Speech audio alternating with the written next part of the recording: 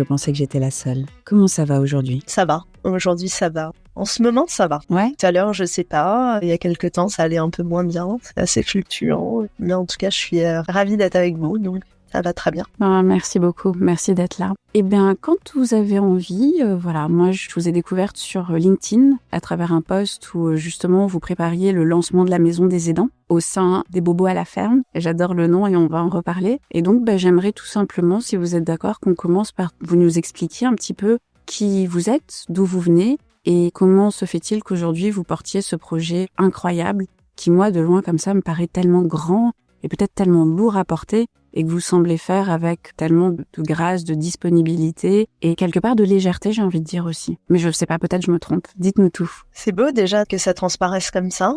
Je suis Élodie, j'ai quel âge ? J'ai 42 ans et je suis la maman de 4 enfants. J'en ai encore 2 auprès de moi aujourd'hui. Je vivais à Paris avec Louis en 2015. Le 25 juillet 2015, on a eu notre premier enfant, Andrea, après une grossesse rêvée, un accouchement rêvé et une petite fille magnifique. Pendant les 15 premiers jours de sa vie, c'était le rêve.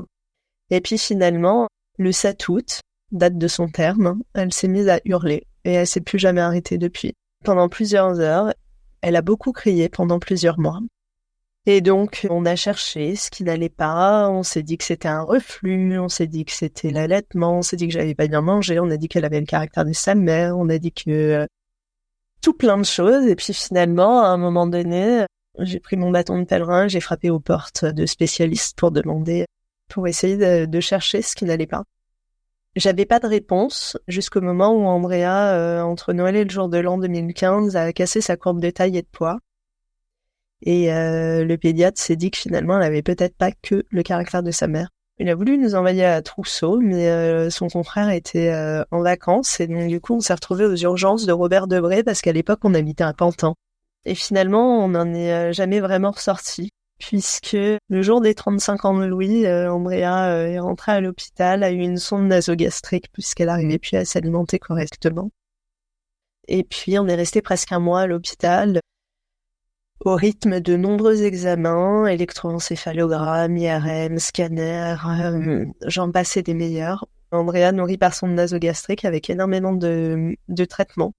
Et puis, on est rentré à la maison. Et quand on est rentré à la maison, on a été laissé face à nous-mêmes avec des médicaments à mettre à la seringue à notre enfant plusieurs fois par jour et une sonde nasogastrique qui s'enlevait quand elle vomissait parce qu'elle vomissait régulièrement et puis personne pour remettre la sonde nasogastrique, donc on a fait appel plusieurs fois à deux fois à des infirmières en libéral et puis finalement c'était la catastrophe.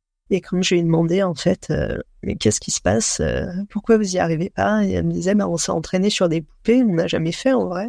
Donc là je me suis dit ok, donc j'ai commencé à remettre les sondes nasogastriques à mon petit bébé de 6 mois. Et ça, je pense que ça a été aussi le déclencheur d'une prise de conscience d'une parentalité différente. Alors aujourd'hui, j'ai les bons mots. À l'époque, je les avais pas du tout, mais en tout cas, en train de me dire que valait mieux que ce soit moi qui fasse les choses, même si elles étaient pas faites professionnellement, mais finalement, j'étais sa mère. Et donc, au fil des mois à l'hôpital, le diagnostic est tombé, la maladie était neurodégénérative, et on nous a très rapidement annoncé le pronostic vital engagé pour Andrea. Et donc moi, j'ai jamais pu reprendre le travail après avoir eu Andrea. J'ai demandé à Louis d'arrêter de travailler après l'opération de gastrostomie qui consiste en fait à nourrir en gros une personne directement par l'estomac. Donc on a cette opération en avril 2016. Louis a arrêté de travailler parce que moi personnellement, j'ai pas la casquette de mère sacrificielle qui va tout porter seule. Et finalement, on n'avait plus d'emploi, donc on n'avait plus la possibilité de payer notre loyer parisien. Et on avait conscience que le monde du handicap isolait, qu'il fallait qu'on reste à proximité à un moment donné d'amis ou de famille. Et le seul autre endroit en France où on avait de la famille et des amis, c'était dans le Pas-de-Calais, en Côte d'Opale, la région d'origine de Louis. On connaissait la Madeleine sous Montreuil pour y avoir des amis.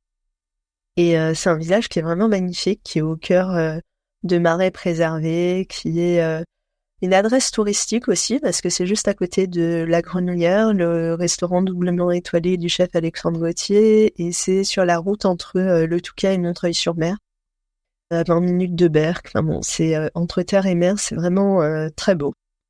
Et donc on a, mais qui dit beau dit quand même hors de prix. Donc on a racheté une ferme en ruine, à l'abandon depuis 20 ans. Et on est arrivé dans le Pas-de-Calais le 31 juillet 2016, ou un an, Andrea. Et on a emménagé chez la maman de Louis. On y est resté un an. Et puis elle a été victime d'une catastrophe climatique. Il y a eu un orage de grêlon qui a détruit sa toiture, donc on a été obligé de partir. Et donc on a fait 6 déménagements avant d'atterrir dans la longère dans laquelle on vit aujourd'hui, de laquelle je vous parle, et qui a nécessité 21 mois de travaux. On s'est installé en avril 2018. Et là, on a commencé le projet des bobos à la ferme. Alors, c'est quoi? C'est l'histoire de 2 parents qui étaient cadres parisiens. Je vous interromps juste une minute parce que déjà merci. Il y a tellement de choses, déjà si vous êtes d'accord, sur lesquelles j'aimerais qu'on revienne, notamment sur votre parcours de soins, notamment sur la façon dont vous vous êtes senti ou pas écouté, sur la façon dont vous vous êtes senti ou pas soutenu, et sur cette annonce de diagnostic. Alors, moi, j'avais fait de l'aptonomie quand j'étais enceinte. Est-ce que vous pouvez nous dire en 2 mots ce que c'est? C'est une méthode, un accompagnement pendant la grossesse qui promet d'être plus proche, en fait, de son bébé et de l'accompagner aussi pendant l'accouchement et de créer une proximité anténatale, entre guillemets, avec son bébé. J'avais adoré. Et je pense aussi que c'est pour ça que j'ai vécu un très bel accouchement. Mais ça a aussi été une source de culpabilité parce qu'à un moment donné, je me disais, mais j'ai pas fait l'étape d'après, l'aptonomie, après l'accouchement, j'ai peut-être cassé un truc. Donc, je suis allée voir l'aptothérapeute en disant, c'est une étape que j'ai pas fait, j'ai cassé mon enfant. Donc, la culpabilité de la mère, elle est...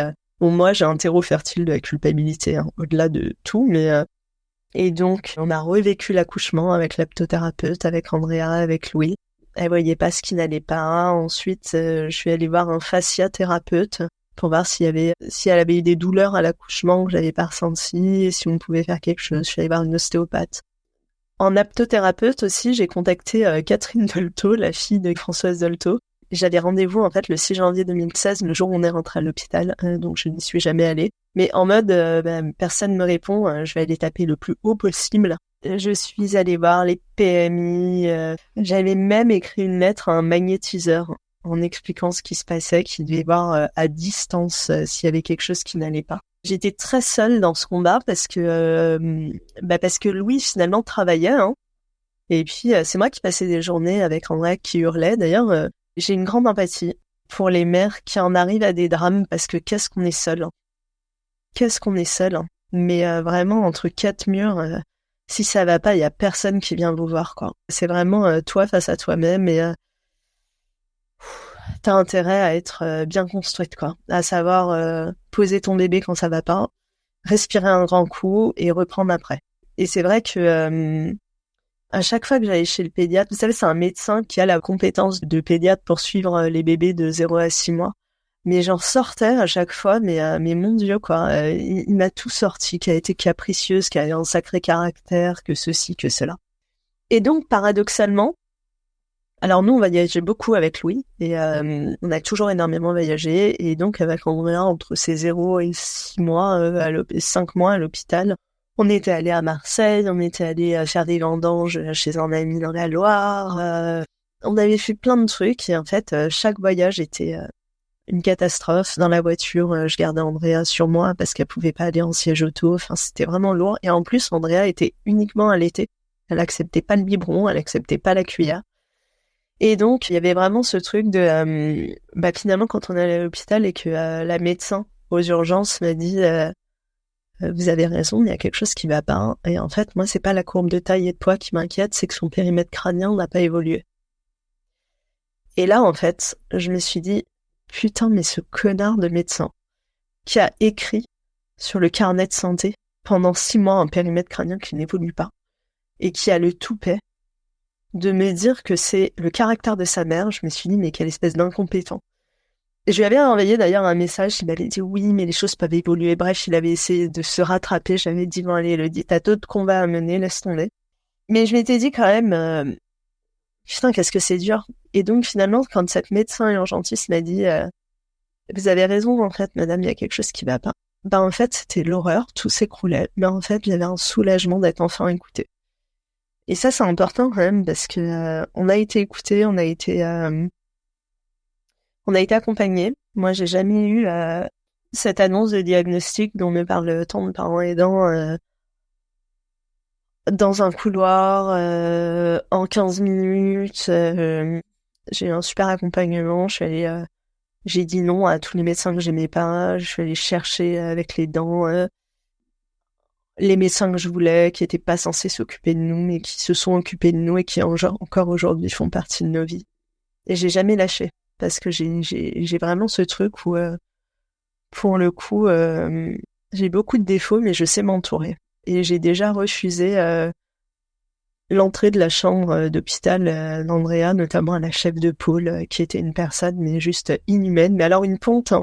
Mais juste elle parlait, mais c'était horrible, hein, sans aucune humanité. J'avais l'impression qu'elle venait voir un cobaye avec ses internes le mercredi matin. Enfin, j'en garde un souvenir, mais catastrophique. Et on m'a dit, mais tu peux pas te couper de cette personne qui a encore aujourd'hui un rôle hyper important au sein de la FM Téléthon, mais qui est une personne qui a l'humanité d'une huître, quoi. Et je me dis, ouais, il y a vraiment des compétences métiers qui sont vraiment très distinctes de l'humanité, quoi. Et j'ai toujours entouré ma fille de ça. Wow. En effet, le rapport au médecin, le rapport au système de soins. J'aimerais revenir sur ce que vous disiez sur, voilà, vous avez dû apprendre vous-même. Vous avez fait appel à des infirmières libérales. Donc, vous disiez, vous vivez à Paris, vous êtes avec lui tous les deux cadres, donc vous avez quand même ce capital social, vous avez ce capital économique, cette capacité de pouvoir avoir accès à des infirmières libérales. Et les infirmières libérales qui vous disent, nous, on a fait ça sur des poupons, quoi, sur des poupées, mais sur des vrais bébés, on sait pas. Alors, j'ai deux questions. Déjà, est-ce qu'on trouve des infirmières pédiatriques en libéral? Est-ce que c'est possible? Est-ce que vous en avez trouvé? Quelles difficultés? Et puis, cette décision que vous prenez pour vous de vous dire, je suis sa mère, je vais le faire. Qu'est-ce qui se passe dans ce moment-là intérieurement? Parce que c'est de la montée en compétences techniques, là, dont on parle, pour votre enfant qui souffre, qui hurle tout le temps. Et donc, comment vous vous sentez face à ça? Mais il n'y a pas ce cheminement. Il n'y a pas, en fait. On est en pilote automatique. On pose pas tout ça. Ça, on y réfléchit après. On a le champ lexical, on a les clés après, quand on s'outille face au handicap. Mais avant, vous êtes juste le kidam lambda qui va faire action-réaction et ne même pas peser, en fait, tout ça. C'est-à-dire que une infirmière pédiatrique, mais ça m'est même pas venu à l'esprit. Pour moi, je suis sortie de l'hôpital, on m'a donné le numéro d'un cabinet d'infirmiers libérales, j'ai appelé, je savais même pas qu'il y avait des infirmières pédiatriques qui se déplaçaient à domicile. Une fois, deux fois, elles savent pas faire, je fais et j'arrête d'appeler les gens, quoi. J'ai même pas cherché, en fait. Et je me suis même pas dit, je monte en compétence. Je me suis dit, en fait, fuck, personne sait le faire, je le fais. Enfin, je veux dire, pour moi, c'était même pas, j'avais pas le temps de penser à ça. Ah ouais, non. Là, c'est même aller trop loin. C'est très animal, en fait. L'instant maternel, c'est un peu la sidération lors d'un accident. On se rappelle pas, en fait, de quelle a été notre réaction. On se rappelle pas de ce qu'on a fait. On est bloqué avant le moment de l'accident. Et en fait, il y a beaucoup de choses comme ça. Dans les hospitalisations d'Andrea, on dit, mais comment tu tenais, comment on passait notre temps à l'hôpital. Andrea, on l'a jamais laissé. On l'a jamais laissé une seule seconde toute seule à l'hôpital. Donc, moi, je me rappelle que au mois de janvier 2016, à la première hospitalisation, je suis pas sortie de la chambre de 20 mètres carrés pendant 15 jours. Donc, je me suis pas lavée, hein. J'attendais le passage du médecin. Je pouvais pas sortir de la maison, de la chambre, en fait. J'avais trop peur de louper quelqu'un. Donc, il y avait juste le lavabo et je restais près de ma fille. Mais vraiment, en mode vraiment ours. Et je suis sortie de l'hôpital, mais j'ai recommencé à fumer juste pour ça, fumer une clope, en fait. Je suis descendue au bout de 20 jours. Enfin, sortir de la chambre, pour moi, c'était... je ne pouvais pas. Je ne pouvais pas me dire que j'allais louper le passage de quelqu'un. Donc, cet état d'esprit, il faut Aujourd'hui, j'ai du mal à le retranscrire. Je répète l'histoire, donc je sais que c'est vrai, je sais que je l'ai vécu. Mais c'est difficile pour moi de me remettre dans la même apnée. Bien sûr, bien sûr. Et une fois de plus, vraiment, merci de partager ça, de parler de cet isolement, de partager, voilà, je sens la souffrance que ça a pu être pour vous. Vous disiez au début que vous aviez 4 enfants avec lui. Ouais. Et Andrea, c'était votre aîné. Ouais.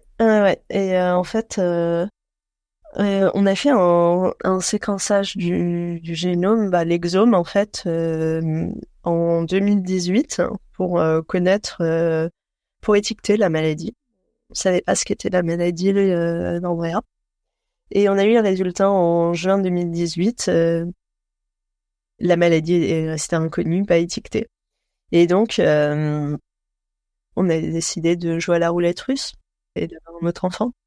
Et finalement, à partir du moment où, en décembre 2018, on a annoncé à Robert Debré que j'étais enceinte, il y a eu beaucoup de recherches génétiques qui se sont relancées parce que l'exome, il faut le relire. En fait, il y a des découvertes tous les jours dans le monde. Donc, et puis à un moment donné, il y a eu la découverte du syndrome de Kodas. On a fait par un généticien et on a fait des tests.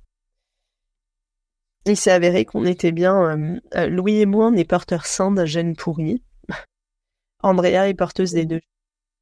C'est une maladie autosomique récessive. Et Nina, dont j'étais enceinte de 7 mois, était porteuse du syndrome.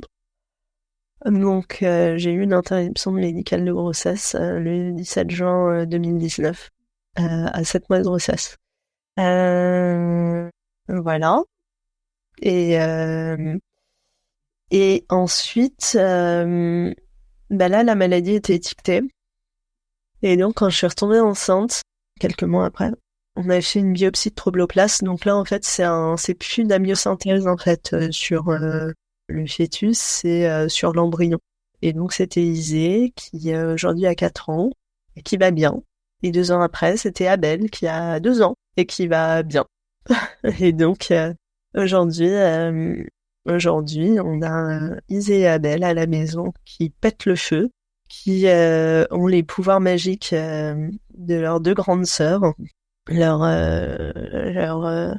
grand amour et une empathie de dingue et une force de vie incroyable, en toute objectivité maternelle, bien sûr. Bien sûr. Et alors du coup, j'aimerais revenir sur la pathologie. Donc la maladie de Kodas, on dit ? Le syndrome de Kodas, c'est un acronyme CODAS. Ok. Cerveau, oreille, dents. C'est 6 personnes dans le monde étiquetées. Enfin, il va y en avoir beaucoup plus, mais c'est pas étiqueté, quoi. C'est ça. C'est 6 personnes dans le monde. J'ai fait une recherche là, et en 2008, c'était 3 enfants dans le monde qui étaient connus. C'est une maladie qui est particulièrement identifiée chez les Mormons aux États-Unis, donc même famille. Et encore dans notre parcours de soins, une fois, il y a une médecin aux urgences de Robert Debré qui a regardé Andrea, qui nous a demandé si on était de la même famille. Donc, on se dire, Louis est un blond du Nord, moi je suis quand même très brune du Sud, donc on n'a rien en commun. Et Andrea n'avait pas de faciès en fait particulier en tant que bébé ou quoi que ce soit, mais le tact hospitalier parfois quand même. Ça a été un grand traumatisme pour Louis. Moi, une réflexion de plus où tu te dis waouh, purée, mais toi t'as tant d'années de diplôme, mais bon. Mais Louis, ça a été très dur pour lui, cette réflexion. Ouais, mais justement, revenons aussi un peu là-dessus. 2 choses dont j'aimerais parler avec vous, si vous êtes d'accord. La première, effectivement, c'est les petites phrases, les petites, les choses comme ça que les gens disent et qui, pour les personnes qui les disent, ça prête pas à conséquence ou c'est pas forcément mal pensé, mais justement, c'est mal pensé. Et l'effet que ça a eu sur vous et comment, la place que ça a pris aussi, sur votre santé mentale. Et l'autre chose par rapport à votre santé mentale et votre santé de couple et de famille, dont j'aimerais parler, si vous êtes d'accord, c'est de revenir sur Nina, et c'est de revenir sur, moi j'ai envie de dire, et je le ressens, la force, le courage même qu'il faut pour se dire, ok, malgré tout, on est dans la vie, on veut que la vie arrive, et on veut continuer à avoir des enfants. Et vous avez parlé de roulette russe, moi je parlerai d'une foi et d'une force incroyable en fait. Donc si jamais vous êtes d'accord, voilà, quand on passe 20 jours à l'hôpital, forcément des réflexions et des gens, il y en a plein. Et puis ce courage incroyable de se dire je retente l'aventure de la grossesse, on retente l'aventure de la maternité. En fait, je pense qu'on a créé les conditions de notre sauvetage à un moment donné mental. Après Nina, j'ai pas sombré parce qu'il fallait que je me lève pour Andrea. En fait, si on se levait pas pour Andrea, pour une petite fille qui était complètement dépendante de nous dans tous les actes de la vie, tu peux pas rester au fond de ton lit toute une journée. Quand t'as une petite fille qui attend que tu lui mettes sa nutrition, ses traitements, que tu lui fasses ses soins, que tu lui fasses sa toilette, tu peux pas. Donc c'est comme ça. Je vais en fait encore une fois le pilote automatique, il y a vraiment j'ai pas les clés. J'ai pas ça a été très automatique en fait. J'ai l'impression d'être aussi en choc post-traumatique à un moment donné. Alors, j'ai pas du tout les clés psychologiques et psychanalytiques pour ça, mais aujourd'hui, je pense que si je sombre pas avec la disparition d'Andrea, c'est clairement parce qu'il y a Isée et Abel. D'ailleurs, quand ils sont là, ça va.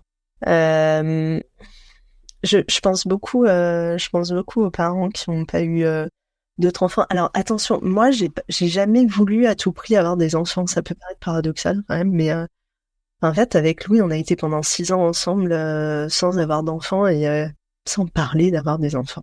Enfin, c'était pas un objectif de couple, c'était pas un objectif de vie pour moi d'avoir des enfants.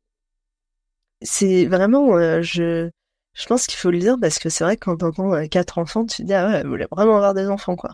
Bah non, en fait, au début pas forcément pour le coup, mais alors après, je pense qu'ils ont été tous les 4 et ils sont tous les 4 merveilleux à leur niveau, à leur image, à leur dans leur vie en fait. Et moi, c'est une lumière, c'est une lumière qu'ils m'ont donnée et j'aurais jamais pensé avoir cette vie. Franchement, j'aurais jamais pensé à tout ça en fait. Merci. Non, vraiment merci. J'aimerais vous lire quelque chose, si vous êtes d'accord. C'est le serment d'Hippocrate, qui vient du site du Conseil national de l'Ordre des médecins. Et j'aimerais savoir, vous, ce que ça vous évoque quand je vais vous lire, voilà, les quelques phrases que j'ai envie de vous lire. Au moment d'être admise à exercer la médecine, je promets et je jure d'être fidèle aux lois de l'honneur et de la probité. Mon premier souci sera de rétablir, de préserver ou de promouvoir la santé dans tous ses éléments physiques, mentaux, individuels et sociaux. Je respecterai toutes les personnes, leur autonomie et leur volonté sans aucune discrimination selon leur état ou leur conviction. J'interviendrai pour les protéger si elles sont affaiblies, vulnérables ou menacées dans leur intégrité ou leur dignité. Même sous la contrainte, je ne ferai pas usage de mes connaissances contre les lois de l'humanité. Voilà. Est-ce que vous sentez que dans votre parcours avec Andrea et ensuite lorsque vous avez choisi d'avoir d'autres enfants, je vais dire choix ici, est-ce que ça vous l'avez senti, cette protection? J'ai été entourée de personnes incroyables. Déjà la neuropédiatre Andrea, c'est une personne qui est aujourd'hui au conseil d'administration de l'association, qui est devenue une amie, qui est une personne incroyable, qui va beaucoup à l'encontre du système hospitalier tel qu'il est aujourd'hui. C'est une personne assez iconoclaste. Au sein du service génétique de Robert Debré, j'ai eu des personnes qui m'ont sauvée, je pense, à un moment donné, par leur professionnalisme, leur accompagnement, leur gentillesse et leur humanité, leur disponibilité. Et quand j'ai accouché, et quand j'ai fait des tests aussi, parce que les tests génétiques, les tromboplastes, les amniosynthèses, etc. Et puis se retrouver dans les mêmes salles d'un enfant à l'autre. Et quand même, tout le personnel a été incroyablement humain. Enfin, elles ont été formidables. Je les ai remerciées 40 fois. Et les sages-femmes, qui pour moi sont des fées, je trouve c'est des sages-femmes incroyables. Pour moi, elles sont sur un piédestal, sous une cloche de verre, en fait. Pour moi, il faut pas toucher aux sages-femmes. Toutes les sages-femmes que j'ai rencontrées, elles ont été merveilleuses. Après, comme je l'ai dit, j'ai le caractère pour éloigner les personnes qui ne sont pas en phase avec. Alors attention, hein, parfois le caractère, faut être en forme quand même. Mais en tout cas, pour moi, je préfère être seule que mal accompagnée. Et donc, c'était le cas aussi pour Andrea. Les personnes que je sentais pas, je les laissais pas passer le pas de la porte de la chambre. J'ai eu des médecins qui m'ont déçue, où je pensais qu'à un moment donné, ils allaient nous aider. Et pas du tout, notamment quand Andrea a eu sa fracture du fémur. On a été à un hôpital de Berck. J'avais rencontré un médecin, je pensais qu'il allait compter dans l'accompagnement, mais pas du tout en fait. Et là, je me suis dit, ouais, en fait... Alors après, je pense que c'est pas qu'une question de personnalité. Je pense qu'ils évoluent dans un système qui est broyé et que les conditions d'exercice de la médecine aujourd'hui, c'est quand même rock'n'roll. Alors, c'est pas des excuses, c'est des explications, mais c'en est une sacrée. Je pense que on peut pas en fait donner l'écoute, la qualité d'écoute, le temps nécessaire à l'accompagnement de chaque famille quand on est dans un système financiarisé et jugulé par la rentabilité en fait à tout prix. Donc c'est incompatible. Et ça va de mal en pis, en fait. Donc, c'est la catastrophe. Hein. Il faut rester en bonne santé. Hein. Je connaissais pas les hôpitaux avant. J'ai toujours été en bonne santé. Franchement, c'est le meilleur outil de prévention santé, c'est quand même de côtoyer les hôpitaux. Je suis d'accord. C'est mon expérience de vie aussi. Ouais. Merci Elodie. Tout à l'heure, vous parliez de, vous êtes certainement en stress post-traumatique et je vous entends. Et vous parliez, de refaire les examens dans les mêmes salles, revoir les mêmes personnes. Ça peut être, c'est un peu comme, une épée à double tranchant. Qu'est-ce que, on a beaucoup parlé du mode automatique, hein. Vous avez 2 enfants excusez-moi si c'est un peu cru, hein, 2 enfants sur 4, on va dire, qui sont avec vous aujourd'hui. Comment ça se passe dans votre vie de mère, dans votre cœur de mère, dans votre âme de mère? Je suis épicurienne avec mes enfants. Je les dévore chaque jour, en fait. Je les bouffe. Je les aime trop. En plus, j'ai vraiment aucune objectivité. Je les trouve formidables, intelligents, beaux. C'est catastrophique. Parfois, je me dis, je vais en faire des enfants insupportables. Complètement gâtés, pourris et capricieux. Alors, je fais gaffe à ne pas, hein, mais je déteste crier, je déteste les engueuler. J'essaye. Après, je suis pas du tout une chantre de l'éducation positive, bienveillante, blablabli, blablablou, le monde des bisounours. J'estime qu'on est dans une société qui est pas du tout bisounours, donc à un moment donné, mais je sais la valeur de la vie d'un enfant parce que j'en ai perdu 2. Et franchement, je le conseille à personne de connaître à ce point-là la valeur de la vie de son enfant. Mais en tout cas, moi, ma fille, là, elle est malade. Elle est à la maison, quoi. Tout à l'heure, elle pétait le feu. C'est pas grave. Au pire, c'est j'ai loupé une journée d'école, quoi. Enfin, c'est pas très grave. Enfin, tu vois. Je relativise énormément. Mais déjà, de base, je relativise énormément, mais j'ai toujours été consciente d'être privilégiée dans la vie parce que en France, j'ai toujours eu cette conscience, en fait. Je me souviens quand j'accouchais d'Andrea et que j'avais mal à un moment donné, je pensais, 2 jours avant, il y avait une femme migrante qui avait accouché sur un bateau et j'avais entendu ça à la radio et je pensais à elle en accouchant. Je me disais, arrête de te plaindre, quoi. Mais du coup, parfois quand je me prends la tête avec les enfants, je me dis, mais Elodie, tu t'es juré de jamais te prendre la tête sur un truc pareil, en fait, quand il y a Andrea. Donc, je me reprends, mais voilà, après, mais je pense qu'ils ont cette maturité parce que c'est les frères et sœurs de leur sœur, quoi. Donc, Est-ce que vous pourriez nous parler de la façon dont vous communiquez, la façon dont vous parlez d'Andrea avec les enfants que vous avez aujourd'hui, les enfants qui vivent sous votre toit, les enfants que vous élevez? on en parle.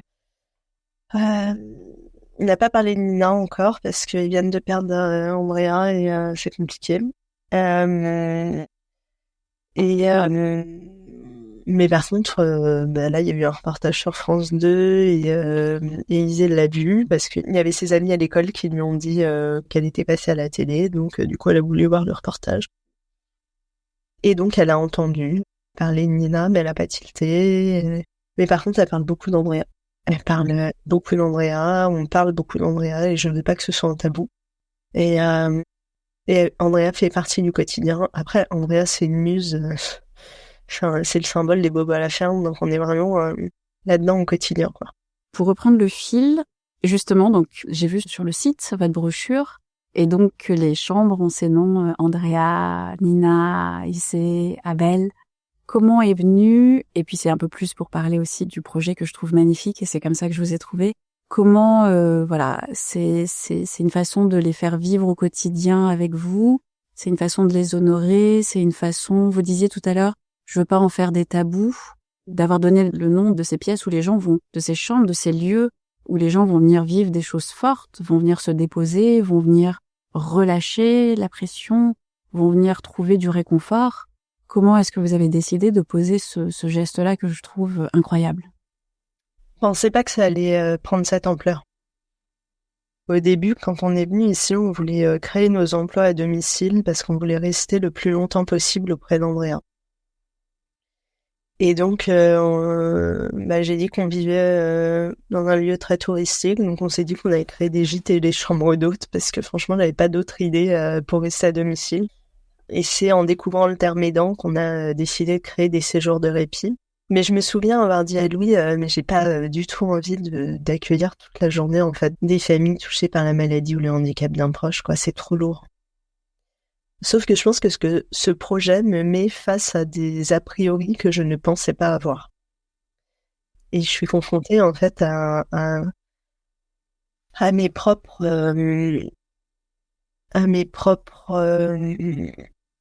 a priori en me disant en fait il y a une force de vie et de résilience et un humour incroyable chez les familles aidantes parce que quand même c'est quand même ce qui nous fait tenir.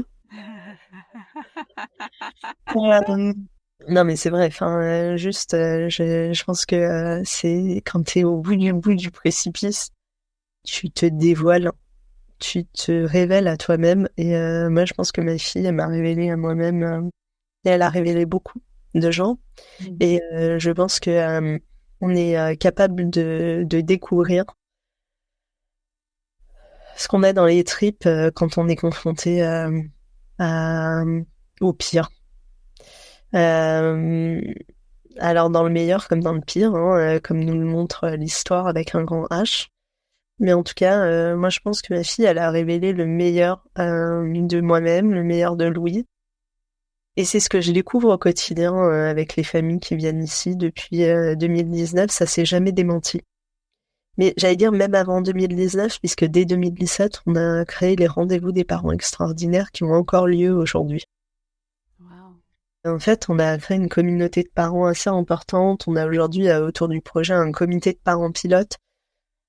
Et en fait, c'est des parents qui vivent quand même des galères monstres au quotidien depuis des années et des années.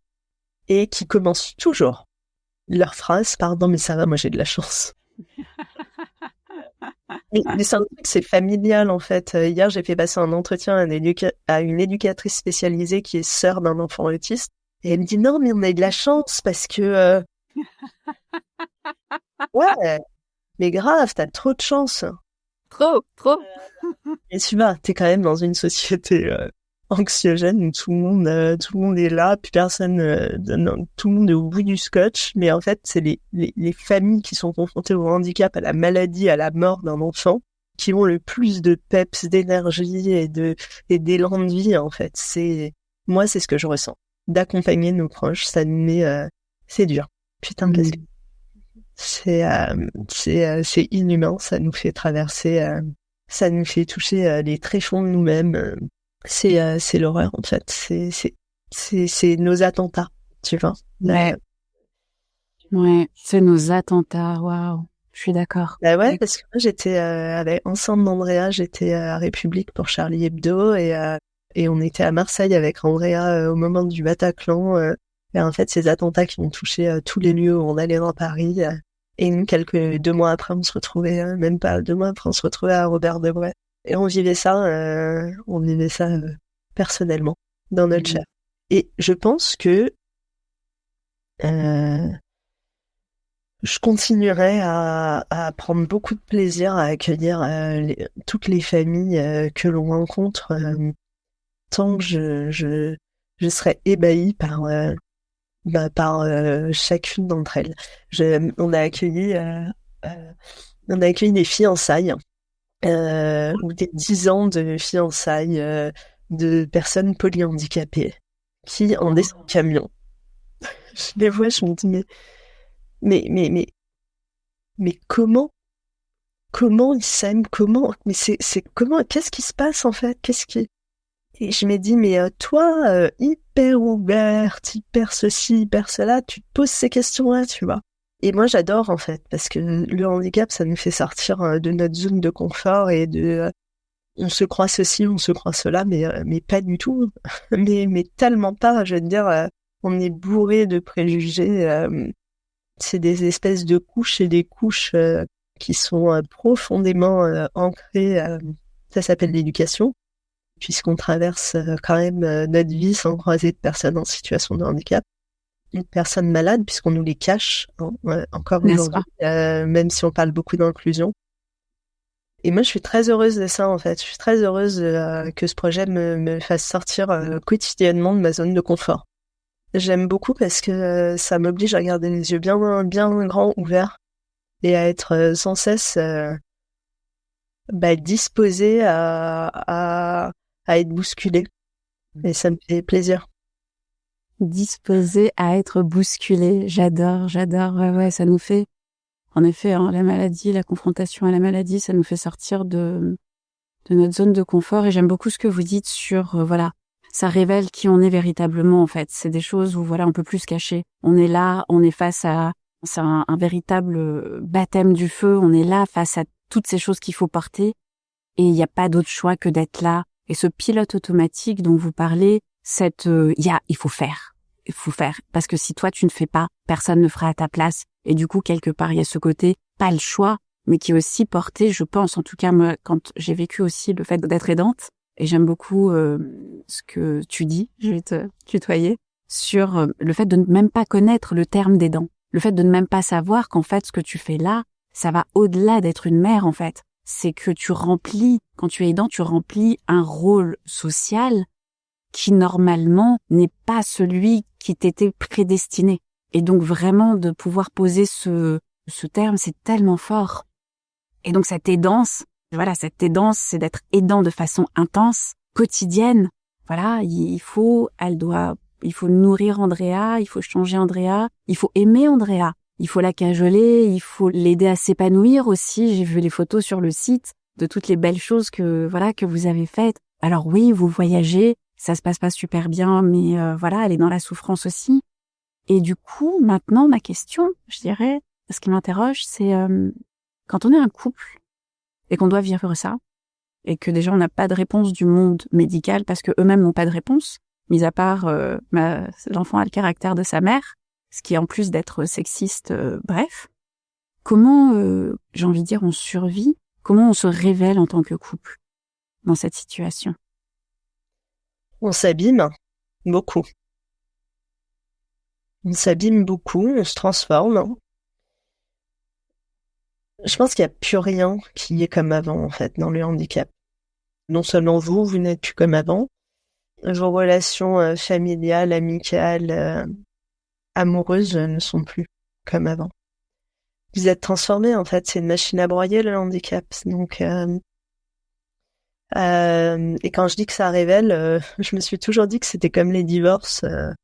Tu te rends compte, en fait, à un moment donné, la personne s'est transformée, quoi. C'est plus du tout la même personne. Mais le handicap fait ça aussi, parfois. Tu vois, des personnes, moi je les appelle les disparus. Les gars, ils étaient là, il y a eu du handicap, ils sont plus là. Et il y a ça aussi. Et je pense que le couple, c'est ça passe ou ça casse. Et si ça passe, ça se passe plus comme avant. Il y a plus cette insouciance qui était l'ADN de la vie d'avant. T'as vécu des choses tellement dures. Tu t'es dit des choses tellement dures. T'as été dans un état d'épuisement tellement profond que c'est un peu comme une cicatrice en fait.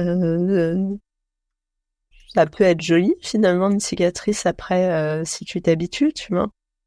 C'est cet art japonais qui dessine, qui sublime un objet après qu'il ait été cassé en le recollant avec des feuilles Avec d'or. de l'or. Ouais. Mais moi, ça me parle beaucoup. À quel prix? À quel prix? Pas d'angélisme derrière tout ça, parce que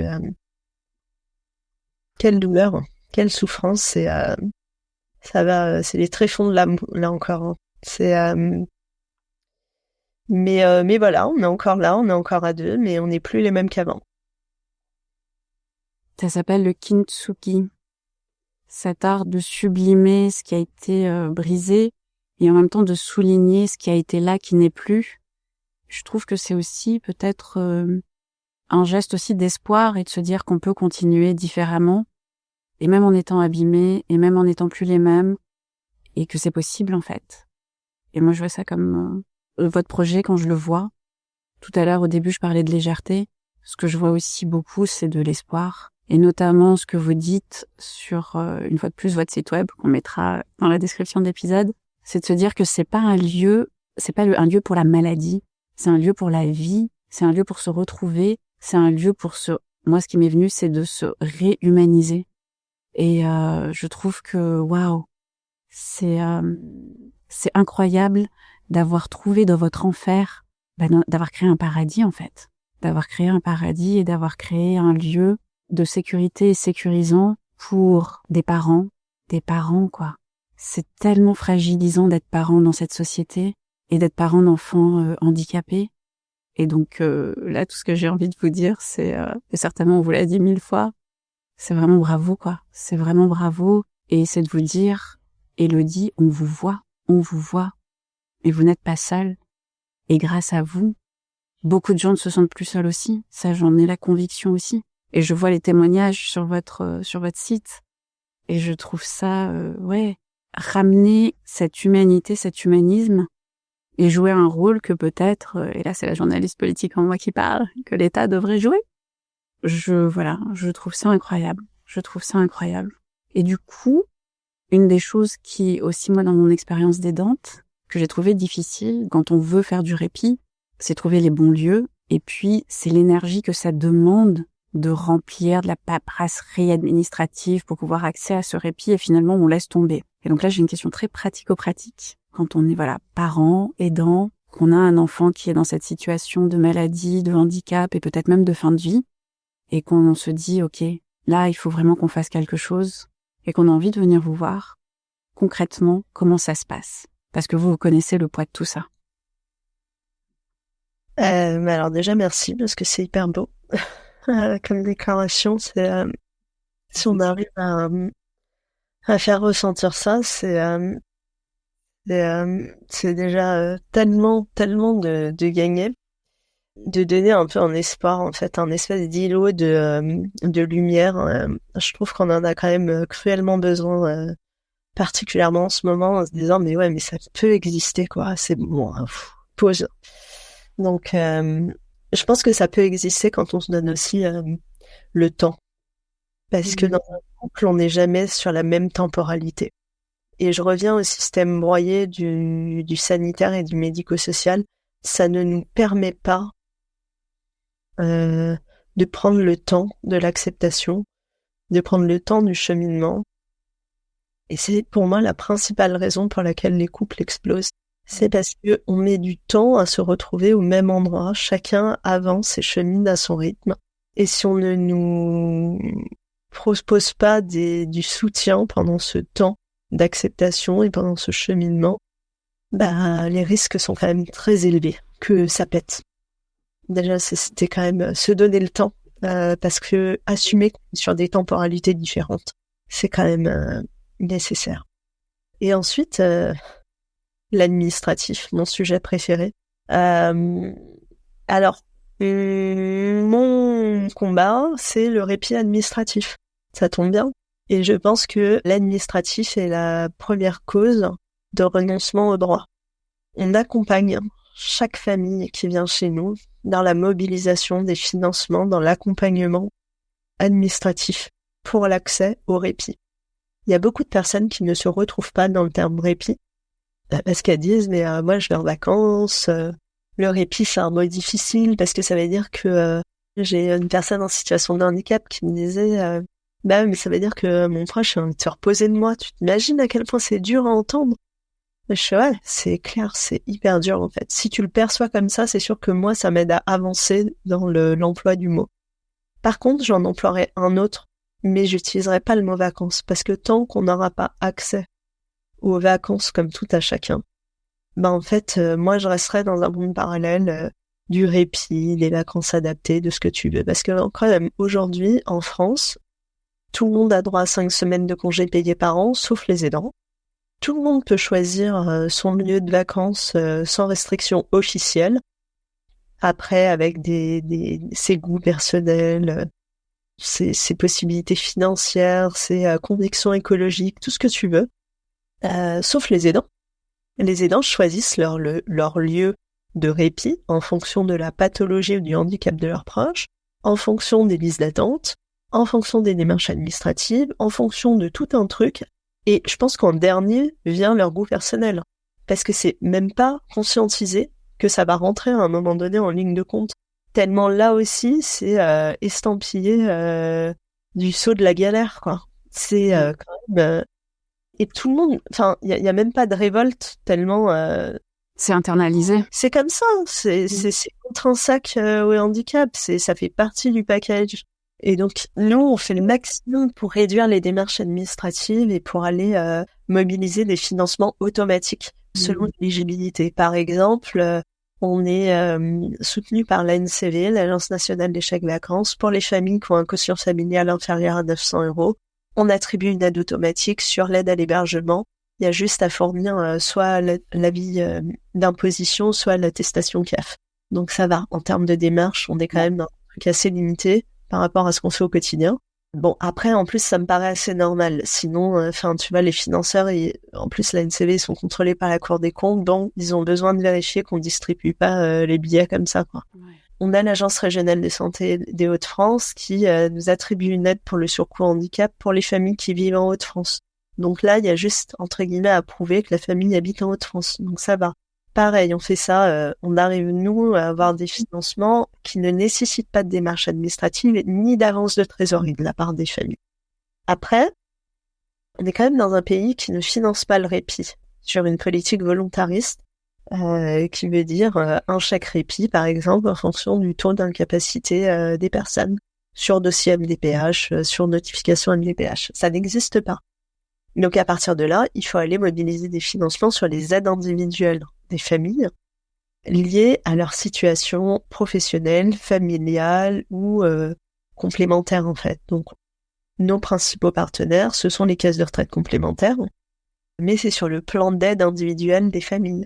Donc là, on a des relations privilégiées avec les caisses de retraite, mais leurs conditions d'accès aux aides, ce sont leurs conditions d'accès aux aides.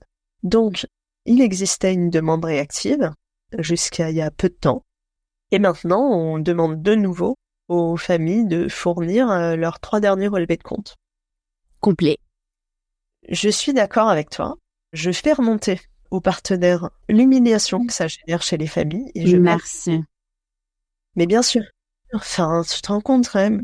Mais par contre, je demande aussi aux familles de ne pas s'énerver contre nous juste par téléphone, mais de poser en fait des mots et qu'on puisse transmettre ça pour qu'on ne soit pas les seuls à un moment donné à expliquer que c'est compliqué. Donc voilà. Donc on va accompagner chaque famille là-dessus, mais à un moment donné, si on avait une baguette magique, ça se saurait. On est quand même dans un système administratif français où pour obtenir des aides, il faut montrer des papiers. Donc on a quand même la chance d'être soutenu dans cette association par des donateurs privés, des donatrices privées, qui nous permettent aussi, en bout de ligne, quand une famille a 0 aide, de par sa situation personnelle, financière, professionnelle, d'aller mobiliser les dons des particuliers pour l'aider. Et c'est ce qu'on fait pour beaucoup de familles. Et le modèle économique des bobos à la ferme est fondé aussi là-dessus. C'est un modèle qui est citoyen, qui repose aussi sur l'importance des dons des particuliers sans lesquels on ne pourrait pas accueillir 160 familles cette année, 200 l'année prochaine, et maintenir cette inconditionnalité d'accueil en milieu ordinaire qui est notre fer de lance, en fait, notre drapeau et l'ADN du projet finalement, d'être un milieu ordinaire et d'accueillir de 0 à 99 ans, voire plus si affinité, des personnes polyhandicapées, troubles du neurodéveloppement, handicap invisible, des personnes qui vont bien, genre qui ont envie de venir ici, qui parfois même ne savent pas où elles viennent. Un peu comme quand tu vas en vacances, tu sais pas qui sera ton voisin, tu sais pas s'il sera en fauteuil, tu sais pas s'il sera homosexuel, tu sais pas s'il sera noir. Et on parle de la même chose en fait quand on parle du handicap ou de la maladie, quand on me dit mais il y a des personnes handicapées chez vous, mais comment vous faites en fait pour accueillir des personnes qui vont bien du coup? Je sais pas moi, quand tu vas faire ton marché, t'appelles pour savoir s'il y aura une personne autiste avant. On parle de ça en fait, et je pense qu'il faut quand même recadrer un peu le débat à un moment donné. J'adore. Je trouve ça super important ce que tu déposes là, de dire voilà, parce que finalement, moi ce que j'entends dans les personnes qui s'en prennent à vous pour l'aspect admin, j'entends aussi des personnes qui finalement ont pas de vis-à-vis, ont pas de vrai humain auprès de qui déposer, et donc forcément, celles qui veulent aider, celles qui font et celles qui sont exposées parce qu'elles sont là, c'est toi et c'est lui, quoi. Et donc, j'imagine que ça doit être comment dirais-je, ça doit être compliqué de devoir gérer ça au quotidien. Je trouve que, c'est déjà extrêmement beau et pour aussi avoir fait tout ce travail, parce que c'est du travail, administratif, je sens des vraies facilités mises en place et pensées. Et voilà, il y a un projet qui est vraiment pensé depuis le début par, comme il est dit sur le site, des parents aidants pour des aidants, quoi. Et ça, c'est absolument extraordinaire. Et des personnes qui viennent passer un séjour pour passer un séjour. Et ça aussi, franchement, c'est beau. Et puis ce modèle économique où, si tu ne peux avoir aucune aide, eh bien, on va pouvoir t'aider. Et définitivement, le point sur les relevés de compte, mais c'est tellement français. Comment tu dépenses ton argent et on va te dire si éventuellement on va pouvoir t'aider, mais je trouve que vraiment le parcours de soins, on va dire, qu'il soit médical ou administratif en France, il prend beaucoup de son pouvoir et de sa dignité, en fait. Il prend beaucoup de notre pouvoir d'agir, d'être et de notre dignité. Et l'une des choses aussi que j'entends dans ce que tu fais, dans ce que vous faites avec lui, c'est aussi de redonner cette dignité aux gens, ou en tout cas de leur dire elle les a jamais quittés. Et en fait, là, c'est un moment de pause où ils vont pouvoir, la retrouver en eux-mêmes par cette réhumanisation, quoi. Et donc vraiment, une fois de plus, Élodie, bravo et merci. Ouais, la légitimité de ressentir ce qu'on ressent, en fait, de pas se sentir tout le temps ovni, en fait. T'as un câble, t'as le droit de ne plus en pouvoir. Exactement. C'est important d'être accueilli par ses pairs à un moment donné. Tout à fait. Et alors, on va finir, malheureusement, il faut qu'on finisse. Si tu avais, voilà, un message, un conseil, je sais pas, quelque chose, une parole que toi tu aurais aimé qu'on te dise quand tu vivais tout ça avec Andrea, avec Nina, et que tu pourrais, voilà, partager, tu vois, c'est même pas donner un conseil, c'est vraiment un partage d'une chose, peut-être d'un mantra, je sais pas, pour des parents dans la même situation, ou des aidants tout simplement dans la même situation, des humains tout simplement dans la même situation. Qu'est-ce que ce serait? C'est difficile parce que ça m'est propre en fait, mais moi j'ai toujours eu besoin en fait de rester ancrée dans une certaine normalité, et pour ça c'est mes amis quoi, mes potes, c'est tellement important. J'ai vraiment besoin de me sentir. Je sais quand j'étais, on a tous des groupes WhatsApp, et je sais quand je suis rentrée à l'hôpital avec Andrea au début, il y avait plus de messages dans les groupes WhatsApp quoi. Et je sais qu'à un moment donné, je leur ai dit non mais attends, continuez. Parfois vous allez me saouler par la légèreté des histoires. Parfois, n'ayez pas peur s'il vous plaît, parce que si on parle que de sujets lourds, durs et sérieux, à un moment donné, en fait, moi je vais devenir dingue. J'ai besoin de légèreté. J'ai besoin de rire. J'ai besoin que mes copines elles me partagent leurs histoires à la con, que j'ai besoin de faire des soirées où je parle pas de maladie et de handicap. J'ai besoin de ça. C'est nécessaire, vital à ma santé mentale. J'ai besoin de ces sauts un peu à la Côte Quantum, pour ceux qui ont la ref. Hein. Pour ceux qui ont la rêve, alors, année 2000, année 90, Scott Quantum, Scott Bakula. J'ai eu mon alternante qui savait pas de quoi je parlais. Scott Bakula, Quad Quantum, attends. En tout cas, moi, j'ai besoin de faire un hop, pause. Tout le monde va bien, tout le monde est à bonne santé. J'ai besoin parfois de réfléchir à comment je vais m'habiller le matin, à me poser vraiment des problèmes existentiels comme Existentiel. du rouge ou est-ce que je mets du bleu quoi, tu vois? Un truc, ça me fait du bien parfois. Mais en tout cas, et l'autre conseil, c'est de croire en soi. Souvent, on se demande si on est taré dans ce monde, si on a raison de ressentir ce qu'on ressent, de penser ce qu'on pense. Oui, on est légitime en fait. Point. Il n'y a pas de sujet. C'est une magnifique façon de clôturer cet épisode. Élodie, encore merci beaucoup. Et on va mettre toutes les infos sur les bobos à la ferme dans la description de l'épisode. Merci pour ton temps, merci pour ta disponibilité, merci pour ton ouverture, merci pour ta sincérité, merci pour ton humanité une fois de plus. Et qu'est-ce que on peut souhaiter aux bobos à la ferme pour 2025 ? De continuer, ou est-ce qu'il y aurait autre chose ? Carrément. Carrément. Et ben merci pour tout. Merci. Et à bientôt. Merci.